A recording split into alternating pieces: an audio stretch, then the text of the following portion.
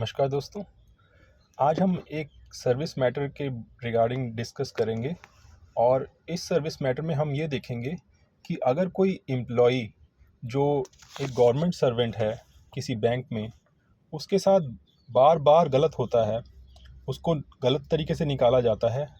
और उसके बाद गलत तरीके से निकालने के बाद उसके केस को बार बार रिमांड बैक किया जाता है क्योंकि उसके खिलाफ़ जो इंक्वायरी होती है वो गलत तरीके से होती है, प्रिंसिपल्स ऑफ नेचुरल जस्टिस के ख़िलाफ़ होती है और उसको लिस्ट ऑफ डॉक्यूमेंट्स भी सप्लाई नहीं किया जाता, लिस्ट ऑफ विटनेसेस भी सप्लाई नहीं किया जाता और क्रॉस एग्जामिनेशन करने का मौका नहीं दिया जाता, एविडेंस देने का मौका नहीं दिया जाता। तो ऐसी सिचुएशन में जब उसका केस वो बार बार एपेलेट अथॉरिटी के पास जीत जाता है, बावजूद इसके बार बार उसके खिलाफ़ इंक्वायरी चलाई जाती है, बार बार उसको डिसमिस किया जाता है और बार बार रीइंस्टेटमेंट करके भी डिसमिस किया जाता है और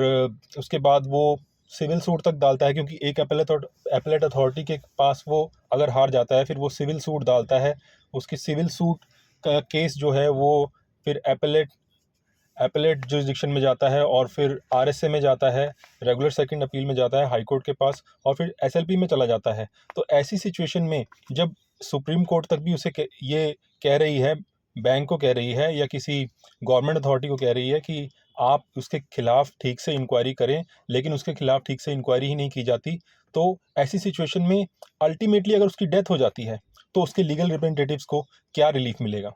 बैंक अगर ये कह देता है कि इस आदमी ने तो रिवीजन ही नहीं डाली थी, इस आदमी ने तो जो इसका सही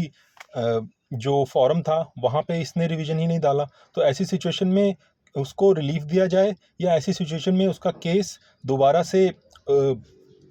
उसको लिबर्टी दी जाए कि आप रिवीजन डालिए। तो ऐसी सिचुएशन में एक ऑर्डर आया ऑनरेबल हाई कोर्ट का, जिन्होंने बहुत सही निर्णय दिया कि आप उसको बार बार तंग कर रहे हैं, आप उसके केस को बार बार रिमांड बैक किया गया, अल्टीमेटली उसकी डेथ भी हो गई। तो ऐसी सिचुएशन में हाई कोर्ट ने 10 लाख रुपीज़ जुर्माना लगाया और हाई कोर्ट ने उसको फुल बेनिफिट्स, उसके एलआर्स को फुल बेनिफिट्स दिए गए और पूरा का पूरा उनको सैलरी जो है जिस पीरियड से उसको सस्पेंड किया गया था वहाँ से उसको पूरा सैलरी दिया गया और एलआर्स को पूरे के पूरे जो उनके रिटायरल बेनिफिट्स जो बनते थे, सारे के सारे रिटायरल बेनिफिट्स उनको मिले और और साथ के साथ जैसे मैंने कहा 10 लाख रुपीज़ कॉस्ट भी मिला। और जो ये बहस छेड़ी गई कि no work should be equal to no pay, तो उसका भी एक सोल्यूशन हाई कोर्ट ने निकाला by relying of various supreme court judgments. और उन सुप्रीम कोर्ट की जजमेंट्स जो बहुत इंपॉर्टेंट हैं उसको भी हमें समझना चाहिए, हमें ये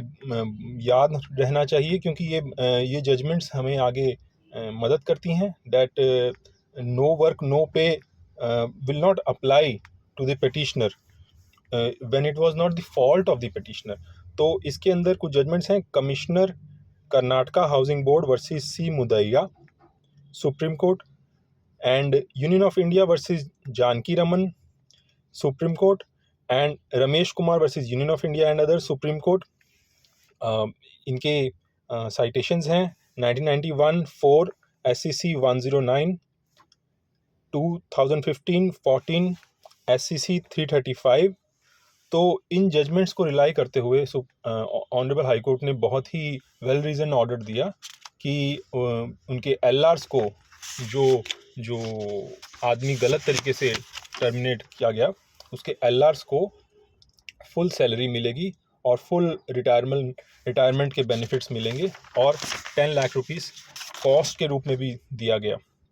सो this is one of the very important judgment of honourable high court कि जब ऐसी सिचुएशन आती है कि केस बार बार रिमांड बैक हो रहा है और केस के अंदर बार बार एक इंसान के साथ इनजस्टिस हो रहा है, प्रिंसिपल्स ऑफ नेचुरल जस्टिस को बार बार वायलेट किया जा रहा है, तो और उसकी इवेंचुअली डेथ भी हो जाती है, तो no inquiry can be held against a dead person and eventually his LRs will be entitled to all the benefits. And इस जजमेंट का नाम है Virender Kumar versus additional registrar corporate societies credit Haryana and others, and it is reported in 2024